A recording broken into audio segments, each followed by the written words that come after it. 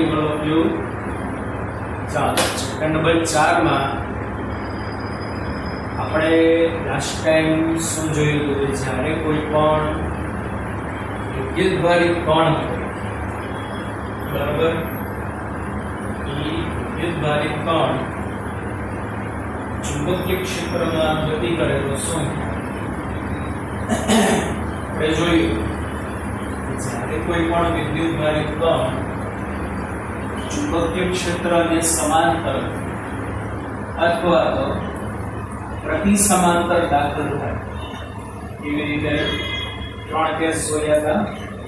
સમાંતર એ પછી પ્રતિ સમાંતર જો દાખલ થશે ને એના પર ચુંબકીય બળ ના લાગે, એ સીધો બહાર આવશે બરોબર. સુરેખ માર્ગ મળે, કેવો માર્ગ મળશે? સુરેખ માર્ગ. એનો પણ જો કોઈ વિદ્યુતભારિત કણ ચુંબકીય ક્ષેત્રને લંબ રૂપે દાખલ થાય, લંબ રૂપે દાખલ થાય તો આપણે જોયું કે બળ અને એનો વેગ આપણે સમજાઈ દીધું કેવી રીતે. બળ અને વેગ પરસ્પર લંબ થશે, બળ અને વેગ પરસ્પર લંબ થશે એના પરિણામે એનો માર્ગ કેવો હશે? વર્તુળાકાર માર્ગ હશે.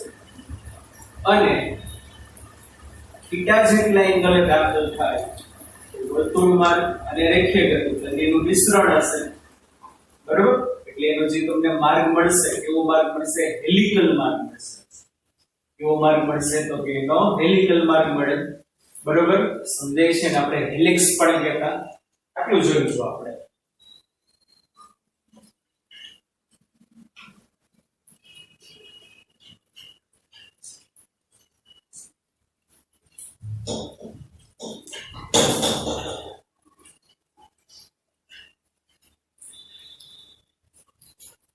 હવે આગળ મારે જે વાત કરવાની છે એમાં પેજ નંબર 140 ઉપર થિયરી આપેલી છે 4.4 એના બે ભાગ છે. એમાં પહેલા 4.4.1 એવું કંઈક છે.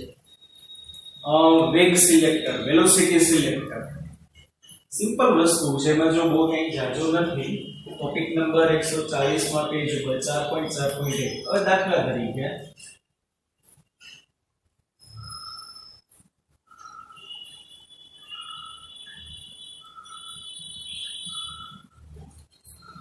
એક યામ પદ્ધતિ છે x y z ના ઉગમ બિંદુ O. હવે માની લો આ જે વિસ્તાર છે એ વિસ્તારમાં છે ને વિદ્યુત ક્ષેત્ર y દિશામાં આવેલું છે. શું છે? વિદ્યુત ક્ષેત્ર y દિશામાં આવેલું છે અને ચુંબકીય ક્ષેત્ર જે છે એ z દિશામાં આવેલું છે. અને એક વિદ્યુતભારિત કણ જે છે q જેટલો વિદ્યુતભારિત કણ એક શખ્સની દિશામાં આમ દાખલ થાય છે આ રીતે. એટલે એનો જે વેગ છે ને વેગ એ x દિશામાં છે. ચાલો ફરીથી આ વિસ્તાર છે. આ જે વિસ્તાર છે એમાં આ એક શખ્સ yx અને આ zx. ઇલેક્ટ્રિક ફીલ્ડ આમ ઉપરની બાજુ છે બરોબર. એટલે e ની દિશા ઉપર છે. પછી મેગ્નેટિક ફીલ્ડ જે જો b એ તમારી દિશામાં જે z અક્ષ બાજુ છે બરોબર. સમતલમાં z અક્ષ આમ હશે કે 2D માં બાકી એકદમ હશે. એટલે મેગ્નેટિક ફીલ્ડ આ દિશામાં છે. અને q જેટલો વિદ્યુતભારિત કણ અત્યારે આ વિસ્તારમાં ઉપરની બાજુ ઇલેક્ટ્રિક ફીલ્ડ છે અને તમારી બાજુ મેગ્નેટિક ફીલ્ડ છે. એમાં બંનેને લંબ રૂપે દાખલ થયો. સમજો અને પહેલાનો આપણે થિયરીમાં જોયું ત્યાં ખાલી મેગ્નેટિક ફીલ્ડ જ હતું. શું હતું ત્યાં આગળ? ખાલી મેગ્નેટિક ફીલ્ડ હતું. અત્યારે ઇલેક્ટ્રિક ફીલ્ડ અને મેગ્નેટિક ફીલ્ડ બે છે. ઇલેક્ટ્રિક ફીલ્ડ y ડિરેક્શનમાં છે, મેગ્નેટિક ફીલ્ડ z ડિરેક્શનમાં છે અને વિદ્યુતભારિત કણ આમ દાખલ થયો x દિશામાં. તો વેગ છે ને વેગ વિદ્યુત ક્ષેત્રની લંબરૂપે હશે, ચુંબકીય ક્ષેત્રની લંબરૂપે હશે. તો અત્યારે આપણે કહી શકીએ આ q જેટલા વિદ્યુતભારિત કણ ઉપર જે બળ લાગીને લોરેન્સ ફોર્સ કહેવાય. આપણે પહેલી થિયરી E અને B બંને હાજર છે તો વિદ્યુતભારિત કણ ઉપર જે બળ લાગશે according to Lawrence force how much F is equal to Fe plus Fb. Electrical force and magnetic force બે લાગશે એના ઉપર. ઇલેક્ટ્રિકલ ફોર્સ કેટલું હશે QE જેટલું પ્લસ મેગ્નેટિક ફોર્સ કેટલું હશે Q V ક્રોસ B જેટલું. આટલી યાદ જ હશે બધાને. Q કોમન લઈ લો એટલે કૌંસમાં શું આવશે E vector plus V cross B. સમજાય છે? તો અત્યારે આપણા વિદ્યુતભારિત કણ ઉપર આટલું બળ લાગશે.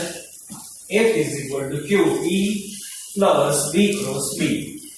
ઇલેક્ટ્રિકલ ફોર્સ એ લાગે ને મેગ્નેટિક ફોર્સ એ લાગે. ચાલો હવે આ જે વિદ્યુતભારિત કણ છે બરોબર E વિદ્યુતભારિત કણ ઉપર ઇલેક્ટ્રિક ફીલ્ડ ઉપર છે. હવે જોવો મેગ્નેટિક ફીલ્ડ જે છે એ મેગ્નેટિક ફીલ્ડ કઈ ડિરેક્શનમાં લાગશે તો મેગ્નેટિક ફીલ્ડ માટે બચ્ચા પાર્ટી તમારે શું કરવાનું જો V ક્રોસ B કરવાનું. શું કરવાનું થશે V ક્રોસ B.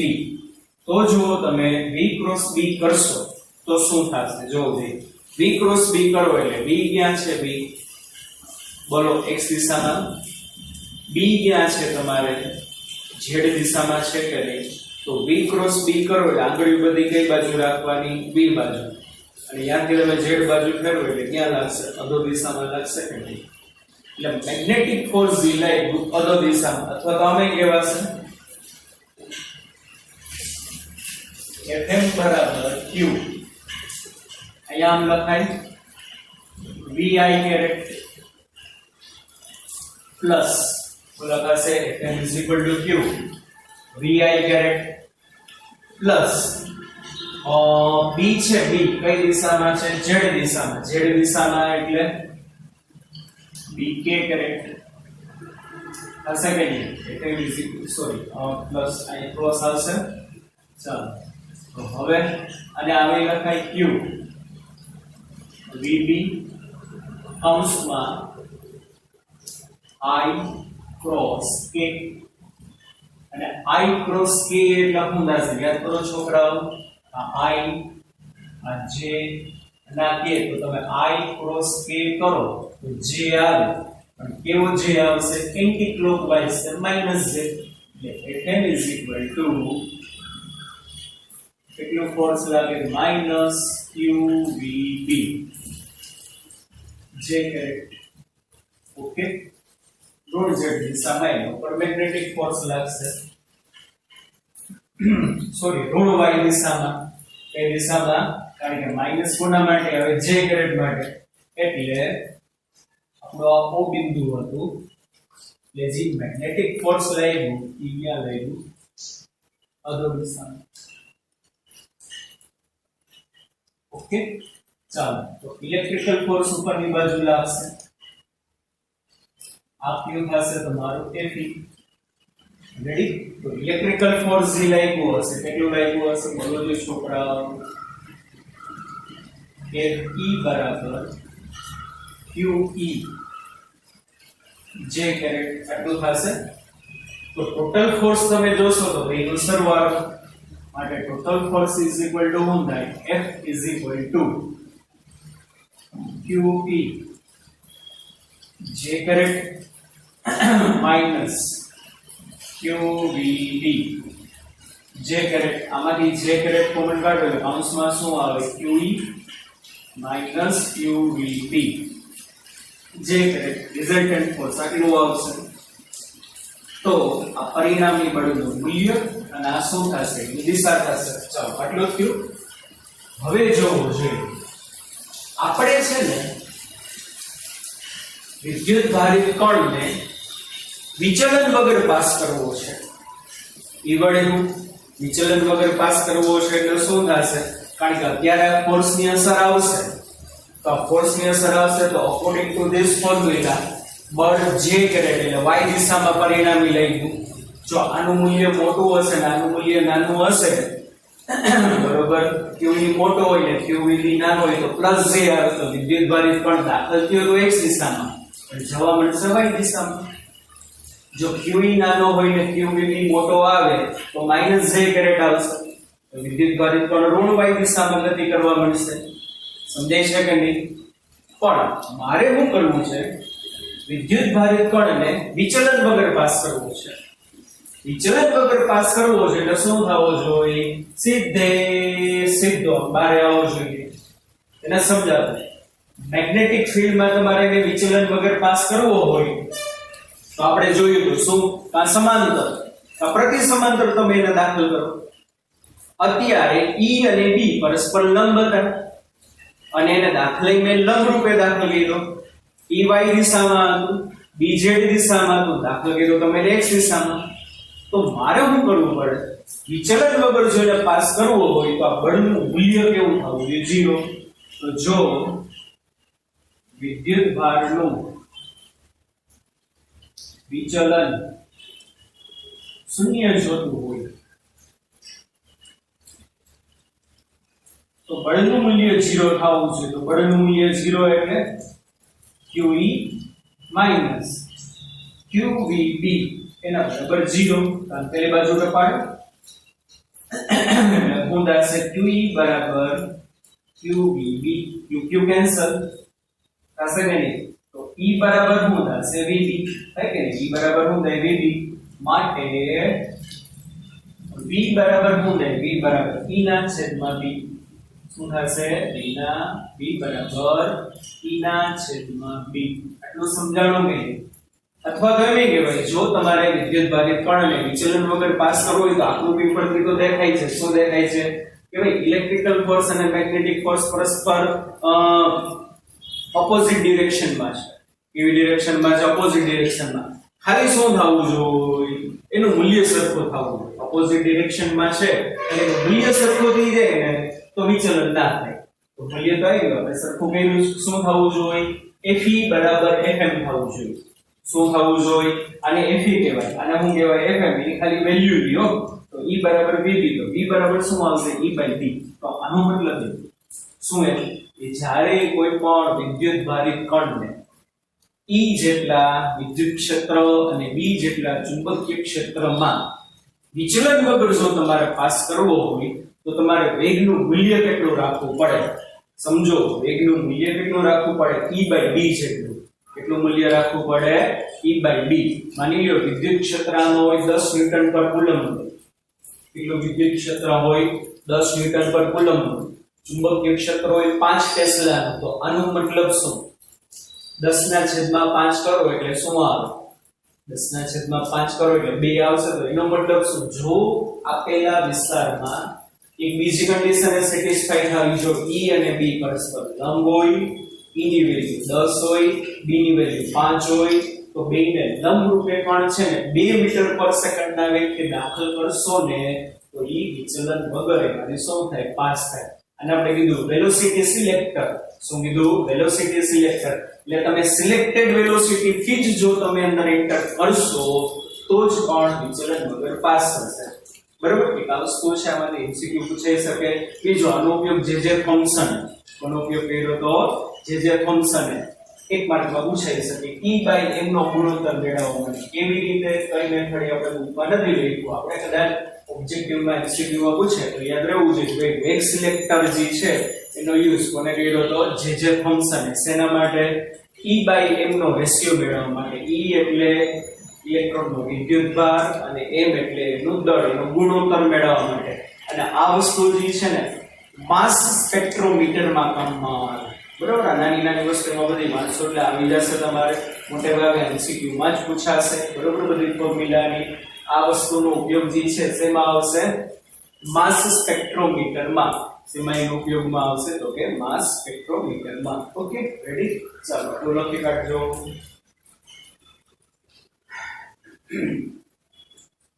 હવે મારે જે જોવાનું છે અગત્યની થિયરી છે આપણી સાયક્લોટોનની.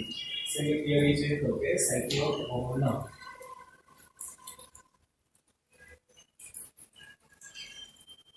ચાલો સાયક્લોટ્રોન જે છે એનો ઉપયોગ શું? ઘણા બધા ઉપયોગ છે. એમાં સાયક્લોટ્રોન જે છે એનો મેઇન ઉપયોગ શું છે? તો કે સાયક્લોટ્રોનનો તમે ઉપયોગ કરીને કોઈ પણ વિદ્યુત ભારિત કણોની ઉર્જા વધારી શકો.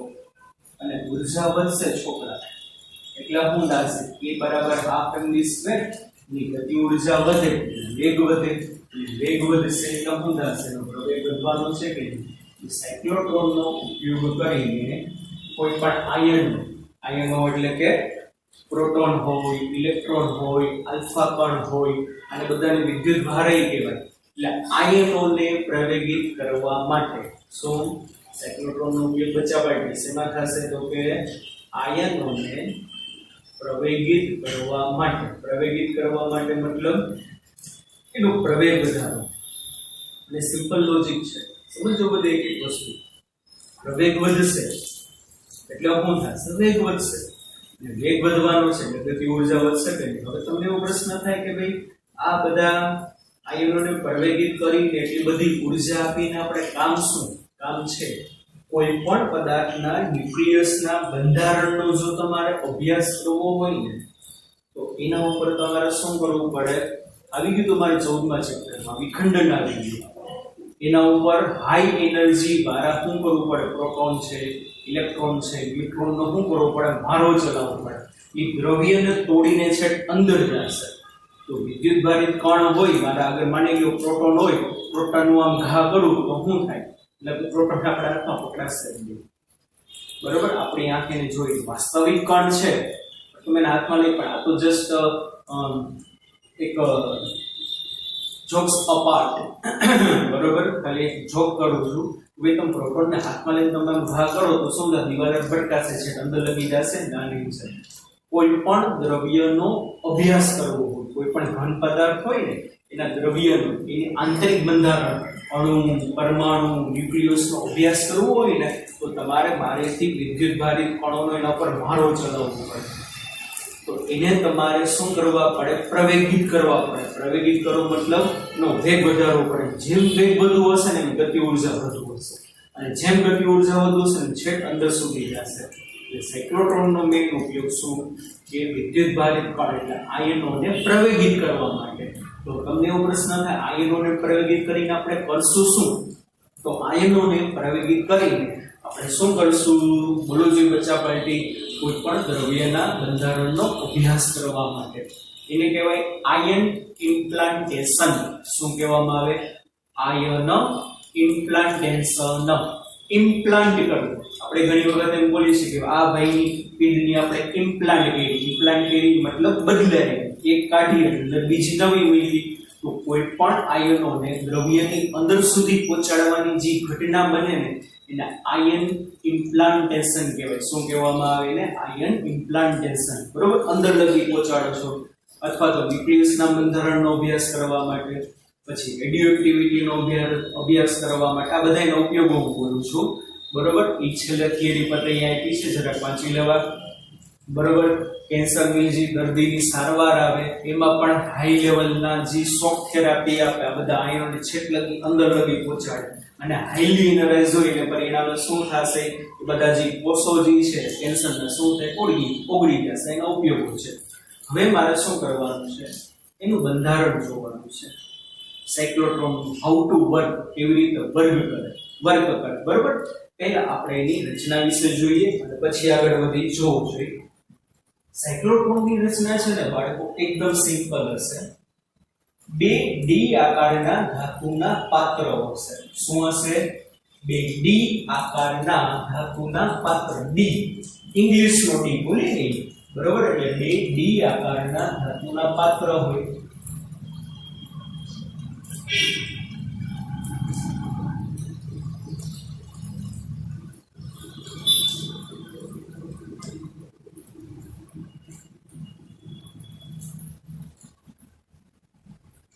બે ડી આકારના ધાતુના પાત્રને એકબીજાની સામસામે સમાંતર ગોઠવી દેવાના. બીજું સમજાવો. આ બે ડી આકારના પાત્ર છે, આને કહેવાય D1. આને કહેવાય D2 બરોબર. બે ડી આકારના પાત્ર છે અને બે ધાતુનું પાત્ર હશે. કેનું પાત્ર હશે? ધાતુનું પાત્ર. અને અંદરથી પોલાણવાળું હશે. કેવું હશે? અંદરથી પોલાણવાળું. પછી એટલે રચના આખી સમજાવું છું, જોજો. ઈ બે ડી આકારના જે પાત્ર છે એની વચ્ચે ગેપ કઈક હશે. ઈ વચ્ચેની જે ગેપ હશે ને, ઈ ગેપમાં કઈક ઇલેક્ટ્રિક ફિલ્ડ હશે. આ બધી વસ્તુનો ઉપયોગ છે. શું ઉપયોગ છે આપણે જોશું. વચ્ચેની જે ગેપ છે ને, વચ્ચેની ગેપમાં ઇલેક્ટ્રિક ફિલ્ડ પ્રોડ્યુસ કર્યું હશે. શું પ્રોડ્યુસ કર્યું હશે? Electric field. અને આ જે પોલાણવાળું આખું પાત્ર જે શૂન્યાવકાશિત કરેલું હશે. કેવું કરેલું હશે? શૂન્યાવકાશિત. શા માટે શૂન્યાવકાશિત કરેલું હશે? કારણ કે જ્યારે આની અંદર વિદ્યુત ભારો ગતિ કરતા હોય ને, તો ગતિ કરતા હશે તો માની લો આની અંદર હવા હાજર હોય, તો હવા હાજર હશે તો શું થશે? અંદર વિદ્યુત ભારિત પણ ગતિ કરતા હશે તો હવાના અણુ સાથે અથડાશે એના પરિણામે એનો માર્ગ શું થઈ જશે? ચેન્જ થઈ જવાની પૂરેપૂરી સંભાવના છે. એટલે આખો ડી આકારના જે બે પાત્ર છે એને આખું વેક્યુમ કરેલું હોય. શૂન્યવાક આની આખી રચના બોલો ટેક્સ્ટ બુક માં લખ્યું છે, તમારે મુદ્દાવાઇઝ લખી લેવાનું. બરોબર. તો બે ડી આકારના ધાતુના પાત્ર એકબીજાને પેરેલલ મૂકેલા હશે. વચ્ચે કઈ ગેપ હશે. એ ગેપની અંદર ઇલેક્ટ્રિક ફિલ્ડ એપ્લાય કરેલું હશે. પછી બીજું શું કર્યું હશે કે આ વિસ્તારમાં કંઈક મેગ્નેટિક ફિલ્ડ પ્રોડ્યુસ કર્યું હશે. માની લો આ વિસ્તારમાં જે મેગ્નેટિક ફિલ્ડ જે છે ને આ રીતે છે.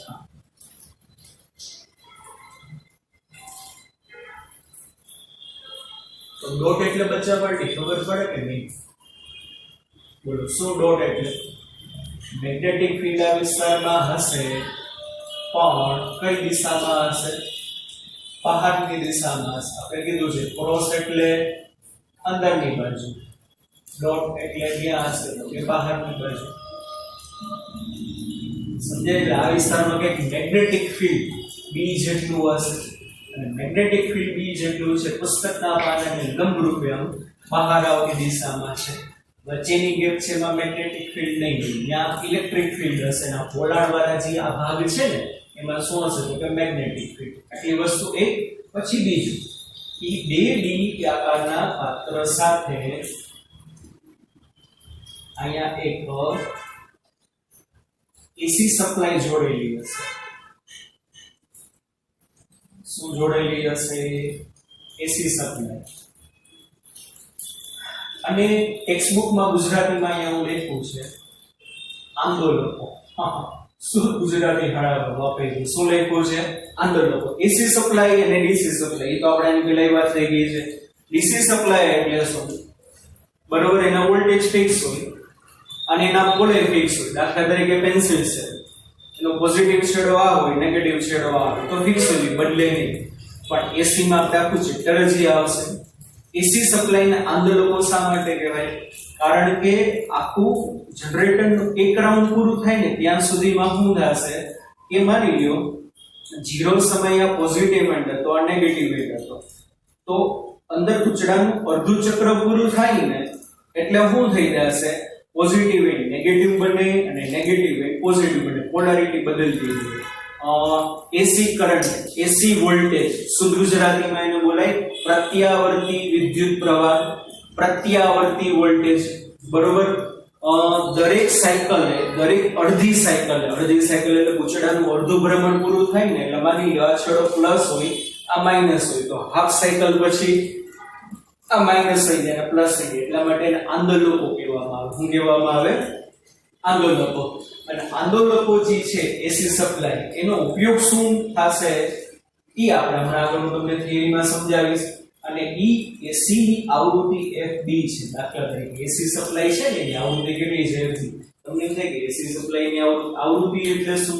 કેટલી ઝડપથી પ્લસ માઈનસ બદલે છે એને ફ્રીક્વન્સી કહેવામાં આવે. હમણાં જ મેં તમને કીધું ને કે ભાઈ અત્યારે આ એન્ડ પોઝિટિવ છે, આ નેગેટિવ છે, તો પૂછડું અડધું ભ્રમણ પૂરું કરે ને એટલે નેગેટિવ બને, આ પોઝિટિવ બને. આખું ભ્રમણ પૂરું થાય એટલે શું થશે?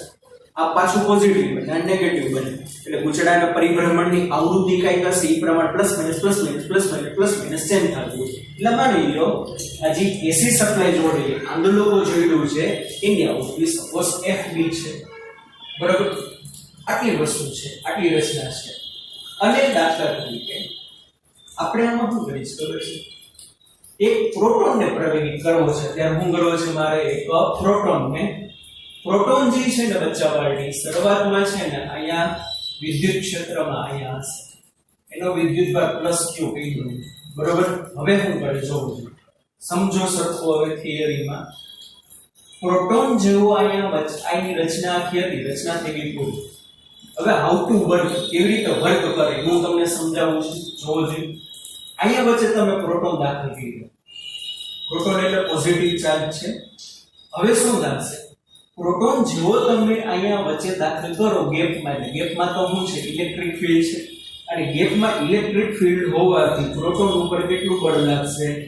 F બરાબર QE જેટલું. પ્રોટોન ઉપર જે બળ લાગશે કેટલું બળ લાગશે? F બરાબર QE જેટલું બળ લાગે. હવે સમજો, આટલું બળ લાગશે, પણ આપણે આમાં શું કરીએ કે ભાઈ આ બળ જે છે દાખલા તરીકે આ દિશામાં આમ લઈ રહ્યું છે. એટલે હવે પ્રોટોન થશે શું જોવો જોઈએ, વચ્ચેની ગેપમાંથી D માં દાખલ થાય. બને શું જોવો છોકરા? વચ્ચેની ગેપમાં પ્રોટોન હતો, એના પર F બરાબર QE જેટલું બળ લાગ્યું. બધાનો ઉપયોગ છે, બધાનો ઉપયોગ કહું છું, મસ્ત બધાનું સમજાઈ જશે. પ્રોટોન વચ્ચેની ગેપમાંથી D માં આમ દાખલ થયો, બરોબર. હવે જો તો પ્રોટોનનો વેગ જે છે આ દિશામાં હશે, આમ આની શું હશે? વેલોસિટી, બરોબર. પ્રોટોનનો વેગ આ દિશામાં છે. હવે આ જેવો D માં દાખલ થશે ને એટલે કોની ઇફેક્ટમાં આવશે? મેગ્નેટિક ફિલ્ડની. અને મેગ્નેટિક ફિલ્ડની ઇફેક્ટમાં આવે એટલે શું થશે જોવો જોઈએ. ઈ ચુંબકીય ક્ષેત્રને લંબરૂપે દાખલ થયો કહેવાય કે શા માટે? કારણ કે વેગ આમ છે, ચુંબકીય ક્ષેત્ર આમ છે, અને D ના વિસ્તારમાં તો ખાલી ચુંબકીય ક્ષેત્ર જ છે. અહીંયા ઇલેક્ટ્રિક ફિલ્ડ હતું, અહીંયા ઇલેક્ટ્રિક ફિલ્ડ નથી, એટલે અહીંયા તો માત્ર ચુંબકીય ક્ષેત્ર છે. તો એમ કહી શકાય કે પ્રોટોન જે છે v જેટલા વેગથી ચુંબકીય ક્ષેત્રને લંબરૂપે દાખલ થયો. અને આ પ્રોટોન આ D2 માં દાખલ થયો એનો મતલબ શું? પ્રોટોનનો ચાર્જ તો પોઝિટિવ હોય, તો જ્યારે જેવો પ્રોટોન અહીંયા એન્ટર થાય એવી તમારે AC સપ્લાય ચાલુ કરવાની. અને માની લો AC સપ્લાય નો અત્યારે આ એન્ડ નેગેટિવ છે, આ એન્ડ પોઝિટિવ છે, અને આ એન્ડ નેગેટિવ છે, એટલે આવડી આ જે D છે ને એ નેગેટિવ સ્થિતિમાં ને આવશે. કેવા સ્થિતિમાં ને આવે? નેગેટિવ. અને આ D નું કનેક્શન આના હારે છે, એટલે D1 છે ને પોઝિટિવ સ્થિતિમાં ને આવે. કેવા સ્થિતિમાં ને? પોઝિટિવ.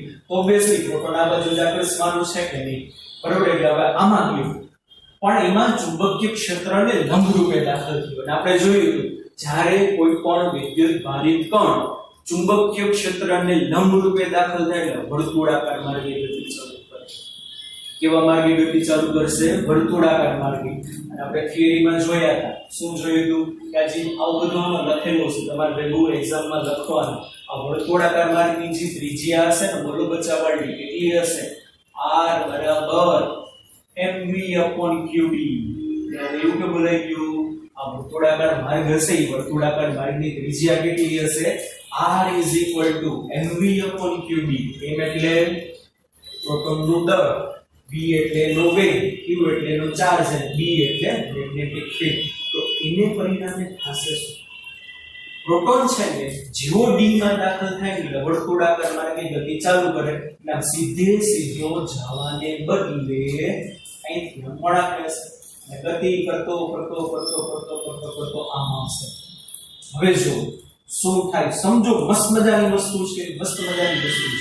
તો તમને બધી વસ્તુ સમજાવું કે છોકરાને પ્રશ્ન થાય કે સાહેબ AC ની બદલે DC સપ્લાય જોઈડી હોત તો હું થાત? જો તમે AC ની બદલે DC સપ્લાય જોઈડી હોત ને તો શું થાત? જો આ નેગેટિવ જ રહે, આ પોઝિટિવ જ રહે, પણ પ્રોટોન આમ ભ્રમણ કરતો જેવો D ની અહીંયા બારે આવે 2 મિનિટ માનો. શું 2 મિનિટ માનો? કે અહીંયા ઇલેક્ટ્રિક ફિલ્ડ નથી. 2 મિનિટ માનો આ ઇલેક્ટ્રિક ફિલ્ડ નથી, એટલે જો પ્રોટોન અહીંયા આવશે એટલે શું થશે બોલો? જી માર્ગે આવ્યો ટી માર્ગે પાછો જાય કે નહીં? ડીસી સપ્લાય જોડવાનું કારણ સમજાવું છું કે ભાઈ ડીસી શા માટે નથી જોડ્યું. એટલે શું થશે? કે જેવો પ્રોટોન અહીંયા આવે ડીસી સપ્લાય જોઈ તો નેગેટિવ નેગેટિવ જ રહે, પોઝિટિવ પોઝિટિવ રહે, નેગેટિવ નું નેગેટિવ રહે, આ પોઝિટિવ નું પણ પ્રોટોન તો પોઝિટિવ ચાર્જ છે તો આના દ્વારા અપાકર્ષણ થાય એટલે આમ ના જાય, પાછું આમ ને ધૂમ, પાછું આમ આ ડુમ ડુમ ડુમ ડુમ ડુમ ડુમ ડુમ ડુમ ડુમ ડુમ અહીંયા ને ગતિ કરતો રહેશે, બરોબર. એટલા માટે AC supply sorry DC supply ન જોઈ, આપણે તો એસી સપ્લાય જોઈ છે, તો એસી સપ્લાય જોઈડી છે એટલા માટે થશે શું, જેવો પ્રોટોન છે ને અડધું ભ્રમણ પૂરું કરીને, અહીં અડધું ભ્રમણ થાય, અડધું ભ્રમણ પૂરું કરીને 2d વચ્ચેના ગેપમાં આવશે ને એટલે શું થશે ખબર છે, આની પણ ફ્રીક્વન્સી એવી હશે, આ જે પ્રોટોન છે ને સાયક્લોટ્રોનમાં જે ગતિ કરશે ને વર્તુળાકાર માર્ગે, ઈ વર્તુળાકાર માર્ગની ગતિની જે આવૃત્તિ હશે ને fc કહેવાય, બરોબર. શું થશે, પ્રોટોન ના વર્તુળાકાર માર્ગની કોણીય આવૃત્તિ, બોલો સૂત્ર જોઈએ તો આપણે યાદ છે કે ભૂલી ગયા, વર્તુળાકાર માર્ગે ગતિ કરતો હોય તો કોણીય આવૃત્તિ કેટલી હશે, ઓમેગા qb/m. શું સૂત્ર હતું આપણે, ઓમેગા qb/m. આના ઉપરથી આવૃત્તિ શું થશે, ઓમેગા એટલે 2πf, એટલે f બરાબર શું થશે, qb/2πm. અને આવર્તકાળ શું થશે એનું 2πm ના છેદમાં qb. એટલે આ જે આવૃત્તિ મેળવી, આવર્તકાળ મેળવ્યો, કોનો મેળવ્યો, સાયક્લોટ્રોનની ડીની અંદર જે પ્રોટોન વર્તુળાકાર માર્ગે ગતિ કરશે ને એટલે કે પ્રોટોનની આવૃત્તિ કહેવાય અને સાયક્લોટ્રોનની આવૃત્તિ કહેવાય. એટલે શું થશે, અહીંયા WC, અહીંયા FC અને અહીંયા TC. FC એટલે શું, ફ્રીક્વન્સી ઓફ સાયક્લોટ્રોન, સાયક્લોટ્રોનની આવૃત્તિ. હવે આમાં હશે શું ખબર છે છોકરાઓ, FD બરાબર FC હશે, ઈ વળી FB બરાબર FC. FB એટલે શું, ભારેથી તમે જે આંદોલક જોયેલું છે, એસી સપ્લાય જોઈ છે એની આવૃત્તિ, અને FC એટલે શું, અંદર જે પ્રોટોન ગતિ કરે છે એની આવૃત્તિ, બે સરખી હશે. બેની આવૃત્તિ સરખી હશે એનો મતલબ શું જોવો કે ભાઈ પ્રોટોનનું અડધું ભ્રમણ પૂરું થશે ને તો આના ગૂંચળાનું અડધું ભ્રમણ પૂરું થાય, એટલે સમજાય.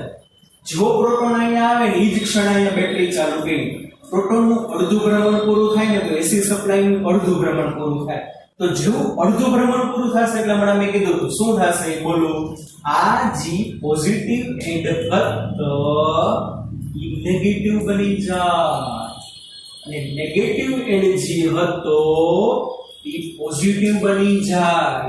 એના પરિણામે થશે શું બચ્ચા પાર્ટી, બોલો બોલો બોલો બોલો, જેવો પ્રોટોન અહીંયા આવશે, પ્રોટોનનું અડધું ભ્રમણ પૂરું, એસી સપ્લાયનું અડધું ભ્રમણ પૂરું, કારણ કે બેની આવૃત્તિ સરખી છે, તો એના પરિણામે જેવું પ્રોટોન અડધું ભ્રમણ પૂરું કરીને 2d વચ્ચેના ગેપમાં આવે ને એટલે આ નેગેટિવ બની ગયું હોય, આ પોઝિટિવ બની ગયું, તો પ્રોટોન આના પ્રત્યે આકર્ષાય ને એટલે ઈઝીલી શું થશે, આ ગેપમાં દાખલ થાય, કારણ કે આના પ્રત્યે આકર્ષાય અને આમાં આમ દાખલ થશે, આમ અને આમ દાખલ, કારણ કે જે તે બિંદુનો વેગ એના સ્પર્શકની દિશામાં, બી તો આમ છે એટલે ન્યાય શું કરશે, વર્તુળાકાર માર્ગે ગતિ કરે, ગતિ કરતો કરતો કરતો કરતો પાછું જેવું એનું અહીંયા અડધું ભ્રમણ પાછું પૂરું થાય, એટલે હકીકતે જોવો તો આખું ભ્રમણ પૂરું થયું, તો આનું આખું ભ્રમણ પૂરું થયું હોય એટલે હવે શું થશે, પાછું આ નેગેટિવ બને, પાછું આ પોઝિટિવ બને, તો જેવો પ્રોટોન પાછું અહીંયા આવશે ને એટલે આનું ભ્રમણ પૂરું થયું હશે, એટલે પાછું નેગેટિવ નું નેગેટિવ બની જાય, આ પાછું પોઝિટિવ નું પોઝિટિવ બની જાય, પ્રોટોન અહીંયા એટલે પાછો સામે દાખલ થશે. એને પરિણામે આ બે આવૃત્તિ સમજાણું કે નહીં, બેની આવૃત્તિ સરખી રાખવામાં આવે, આંદોલકોની અને અંદર જે વિદ્યુત ભારિત પણ ગતિ કરે છે એની બેની આવૃત્તિ કેવી રાખવામાં આવે સેમ. એના પરિણામે શું થાય તમને જેમ સમજાવ્યું, અહીંથી પ્રોટોન આખું ભ્રમણ પૂરું કરીને આવે તો આનું આખું ભ્રમણ પૂરું થાય, તો આખું આનું ભ્રમણ પૂરું થશે તો શરૂઆતમાં નેગેટિવ હતું તો પાછું આ નેગેટિવ બને, આ પાછું પોઝિટિવ બને, એટલે પ્રોટોન જેવો અહીંયા આવે નેગેટિવ બન્યું, આ બાજુ આગળ પાછું આમ જશે. એટલે એસી સપ્લાય રાખવાનું કારણ આ, ચુંબકીય ક્ષેત્ર રાખવાનું કારણ કારણ કે વર્તુળાકાર માર્ગે ગતિ કરે એના માટે એક વસ્તુ. હવે જો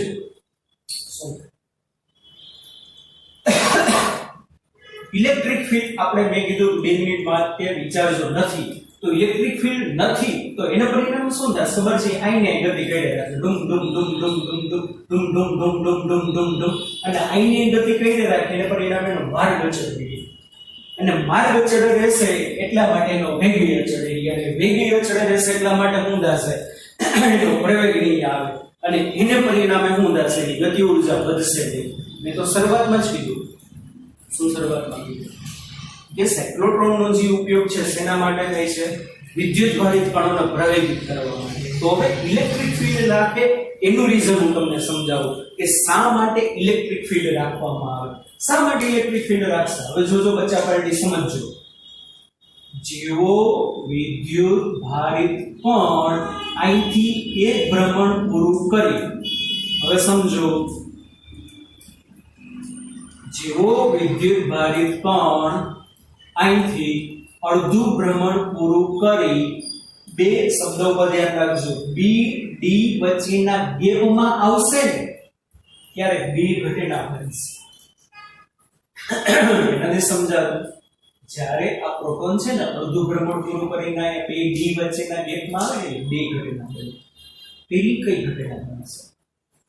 આનું અડધું ભ્રમણ પૂરું થયું એટલે આનું અડધું ભ્રમણ પૂરું થયું હશે, એટલે આવડું આ પોઝિટિવ હતું બદલે નેગેટિવ બની ગયું હશે, એટલે પ્રોટોનને એન્ટ્રીની છૂટ મળી ગઈ, ના નેગેટિવ હતું એને બદલે પોઝિટિવ બની ગયું. એક ઘટના બનશે.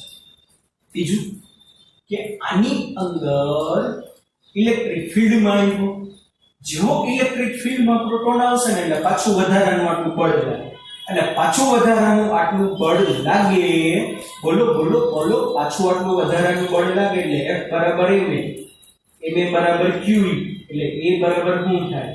q e by m, એટલે પ્રોટોનનો પ્રવેગ a જેટલો વધે, અને પ્રોટોનનો પ્રવેગ a જેટલો વધે એટલે વેગ વધે, અને વેગ વધે એટલે શું થાય? જો દળ અચળ રહેશે, વિદ્યુતભારનું મૂલ્ય અચળ, બીજી અચળ.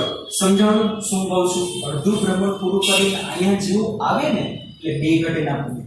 કઈ બે ઘટના બનશે? એક તો આ સમજાઈ ગયું, આની પોલારિટી ચેન્જ થશે. બીજું, ક્ષેત્રમાં આવ્યો એટલે ક્ષેત્રમાં આવ્યો એટલે ક્ષેત્રનો ઝાટકો લાગે, ક્ષેત્ર આટલું બળ લગાડે, આટલું બળ લગાડે પરિણામે આટલો પ્રવેગ આવે, આટલો પ્રવેગ આવે ને પરિણામે એનો વેગ વધે, વેગ વધે એટલે આર વધે. તો આર વધશે તો શું થશે ખબર છે?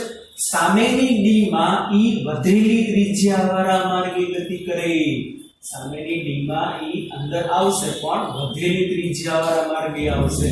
આના કરતા એની રેડિયસ વધી જાય, પાછો ડુમ ડુમ ડુમ ડુમ ડુમ ડુમ ડુમ ડુમ કરતો અહીંયા આવે. ચાલો તો પાછો ડુમ ડુમ ડુમ ડુમ કરતો અહીંયા આવે એટલે શું થાય? પાછો બે ડી વચ્ચેના ગેપમાં એવો થિયરી સમજાય છે. હવે પાછી બે ઘટના બને. બોલો કઈ બે ઘટના બનશે? આનું એક ભ્રમણ પૂરું થયું તો આનું એક ભ્રમણ પૂરું થાય, અને આનું એક ભ્રમણ પૂરું થશે એટલે નેગેટિવ હતું તો પાછું નેગેટિવ નું નેગેટિવ, આ પાછું પોઝિટિવ નું પોઝિટિવ, તો પ્રોટોનના સામે જવાની એન્ટ્રી મળી ગઈ. એક વસ્તુ આ થાય. બીજું શું થશે? જેવું બે ગેપ વચ્ચે આવશે એટલે પાછું અચાનક ઇલેક્ટ્રિક ફિલ્ડમાં આવે, અચાનક ઇલેક્ટ્રિક ફિલ્ડમાં આવે, ઇલેક્ટ્રિક ફિલ્ડ આટલું બળ લગાડે, આટલું બળ લાગે પરિણામે આટલો પ્રવેગ આવે, પ્રવેગ વધે ને પરિણામે વેગ વધે, વેગ વધે ને પરિણામે ત્રિજ્યા વધશે, એટલે પાછો સામેની ડી માં દાખલ થશે ને એટલે આના કરતા મોટી ત્રિજ્યાવાળા માર્ગે. તો એને પરિણામે શું થશે? કન્ટિન્યુ આ ઘટનાનું પુનરાવર્તન થતું રહે એટલે ધીમે ધીમે માર્ગ મોટો મોટો મોટો મોટો મોટો મોટો મોટો મોટો મોટો થતો રહે, અને માર્ગ મોટો મોટો મોટો મોટો મોટો થતો જાય એટલે આર વધે, આર વધે એટલે બી વધે, બી વધે એટલે શું થાય બચ્ચા પાર્ટી? કે બરાબર હાફ mv². સમજાણું? બરાબર આ રીતે આખો વર્ગ કરે. ધીમે ધીમે એની ગતિ ઉર્જા શું થાય? વધતી જાય, વધતી જાય, વધતી જાય, વધતી જાય, વધતી જાય, વધતી જાય, વધતી જાય, વધતી જાય, વધતી જાય, વધતી જાય, ડંગ ડંગ ડંગ ડંગ ડંગ ડંગ ડંગ ડંગ. જો સપાટીની નજીક આવી ગયો છે સાવ. અહીંયા છે ને, અહીંયા વિન્ડો હોય, અહીંયા શું હશે? આખી વિન્ડો હશે. એના પરિણામે શું થશે? જેવો સપાટીની નજીક આવશે, શું થશે છોકરાઓ? જેવો સપાટીની નજીક આવે એટલે ત્રિજ્યા મેક્સિમમ થઈ ગઈ, ત્રિજ્યા મેક્સિમમ થઈ ગઈ એટલે વેગ મેક્સિમમ થઈ ગયો, વેગ મેક્સિમમ થઈ ગયો એટલે ગતિ ઉર્જા મેક્સિમમ થઈ ગઈ. એટલે જો અહીંયા સપાટીની નજીક આવે ને એટલે લોકો હડા શું કરે, પ્રોટોન આ દગો કરે. શું દગો કરે ખબર છે? અચાનક આ ચુંબકીય ક્ષેત્રનું મૂલ્ય 0 કરી નાખે અને અચાનક ચુંબકીય ક્ષેત્રનું મૂલ્ય પ્રોટોન તો આમ ડુમ ડુમ ડુમ ડુમ ડુમ ડુમ ડુમ ડુમ કરીને જતો હોય અને જેવો અહીંયા પહોંચે એટલે ચુંબકીય ક્ષેત્ર હોતે નામ ખેંચી લે વર્તુળાકાર માર્ગે, પણ જેવો આ ડી માં દાખલ થાય ને એટલે ચુંબકીય ક્ષેત્ર 0 કરી નાખે.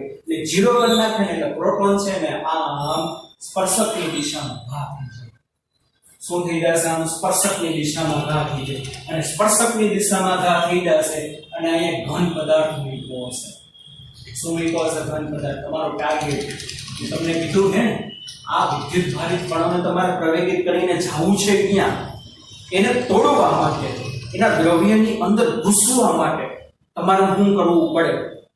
વિદ્યુત ભારિત કણોને ખૂબ જ મોટી માત્રામાં એનર્જી દેવી પડે. એટલે ગતિ કરતો કરતો આપણે જોયું હોય ઘણી વખત આપણો એક દોરી હોય, દોરીના છેડે પથ્થર બાંધી ધીમે ધીમે ધીમે ધીમે કરો ધૂમ ધૂમ ધૂમ ધૂમ ધૂમ ધૂમ ધૂમ ફેરો અને અચાનક મૂકી દે સ્પર્શકની દિશામાં ઘા થશે કે નહીં? તો આમાં એ જ વસ્તુ બને. એટલે પ્રચંડ માત્રાની ઉર્જાથી આના ભેગો શું થાય? ભટકાઈને છેક એની અંદર લગી જઈ શકે અને દ્રવ્યના બંધારણ તમે શું કરી શકો? અભ્યાસ કરી શકો. એક વસ્તુ એમ થાય કે સર આની આવૃત્તિ બદલાશે ને વિદ્યુત ભારિત કણની, ત્રિજ્યા બદલે છે, વેગ બદલે છે, તો આ કેવી રીતે મેન્ટેન રાખતા હશે? આવૃત્તિ ના બદલાય. જો આવૃત્તિનું સૂત્ર શું છે? આવૃત્તિનું સૂત્ર fc બરાબર qb/2π. q એટલે પ્રોટોનનો વિદ્યુત ભાર તો અચળ જ રહેશે. b એટલે એનું મેગ્નેટિક ફીલ્ડ, e અચળ રહેશે. 2 તો અચળ જ છે, સંખ્યા છે. π એટલે 3.4, d અચળ રહેશે. m એટલે એનું દર અચળ જ રહેવાનું છે. એટલે આ આવૃત્તિ છે ને એને અને ઉર્જા કઈ લાગે વળગી. જેમ જેમ જેમ જેમ આની ઉર્જા વધતી જશે એમ એની આવૃત્તિ અચળ જ રહેશે. આવૃત્તિ છે, આવર્તકાળ છે, કોણીય આવૃત્તિ છે, બધું શું રહેશે? તો એનું સરખું રહેશે. Does not effected, does not depend on the energy. બરાબર? એનર્જી ઉપર એ ડિપેન્ડ નથી. Also angular frequency and time period does not depend on the energy of the particle. આટલું રેડી? સમજાવું કે નહીં? ચાલો. જ્યારે ઈ અહીંયા કોર્નર ઉપર આવી ગયો છે ત્યારે એની ત્રિજ્યા મેક્સિમમ હશે, ત્યારે એનો વેગ મેક્સિમમ હશે. વેગ કેટલો હશે બચ્ચાવાળી? બોલવું જોઈએ. વેગ કેટલો આવશે? v બરાબર કેટલો વેગ આવશે? v ને કરતા બનાવો એટલે શું આવશે? qbr ના છેદમાં એમ આટલો એનો વેગ આવશે કે જ્યારે વિદ્યુત ભારિત કણ r ત્રિજ્યાવાળા માર્ગે ગતિ કરે આટલું હશે. r max હશે તો I max હશે. એની કાઇનેટિક એનર્જી કેટલી હશે? k બરાબર half mv². એટલે half mm v² એટલે આનો વર્ગ, આનો વર્ગ એટલે q² v² r² upon m². એક એક એમ કેન્સલ. એની એનર્જી હશે q² v² r² upon 2m. આટલી કાઇનેટિક એનર્જી થી એ વિદ્યુત ભારિત કણ શું થાય? તો કે બહાર આવે. તમને પરીક્ષામાં એમ કહે કે ભાઈ એક સાયક્લોટ્રોનની ત્રિજ્યા 10 સેન્ટીમીટર છે. શું કે એક સાયક્લોટ્રોનની ત્રિજ્યા 10 સેન્ટીમીટર છે. ચુંબકીય ક્ષેત્ર આટલું છે. તો પ્રોટોન કેટલા વેગથી બહાર આવે? સિમ્પલ. ત્રિજ્યા આપી દીધી, d આપી દીધું, પ્રોટોનનો વિદ્યુત ભાર તો ખબર જ હોય. કેમ? એટલે એનો દળ ખબર હોય. બરોબર? ના વધે એને શું મળી જાય? કાઇનેટિક એનર્જી મળી જશે. શું મળી જશે? એની કાઇનેટિક એનર્જી. આટલું રેડી? મોમેન્ટમ પૂછે તો મોમેન્ટમ એ મળી જાય. શું હશે મોમેન્ટમ? બચ્ચા પાર્ટી બોલો જોઈએ. a બરાબર p²/2m. therefore p શું આવશે? √2m કે આ શું હશે? તો કે મોમેન્ટમ હશે. ઓકે છોકરાઓ, સમજાણું? આ થિયરી પછીનું ઉદાહરણ છે. આઈ થિંક પાંચમું કે છઠ્ઠું મને યાદ નથી. જાતે ગણવાનું છે, ગણજો આવડી જશે. આ તો આપણું સાયકલ સમજાણું છોકરાઓ. ખૂબ જ અગત્યની થિયરી છે. સરખી પાકી કરજો. ઓકે ચલો બચ્ચા પાર્ટી, ધ્યાન રાખજો. તમારું ધ્યાન રાખો, બધાનું પપ્પાનું ભાઈ બહેનનું બધાનું ધ્યાન રાખો. ઘરે રહ્યો, સુરક્ષિત રહ્યો. Bye bye, take care, C you.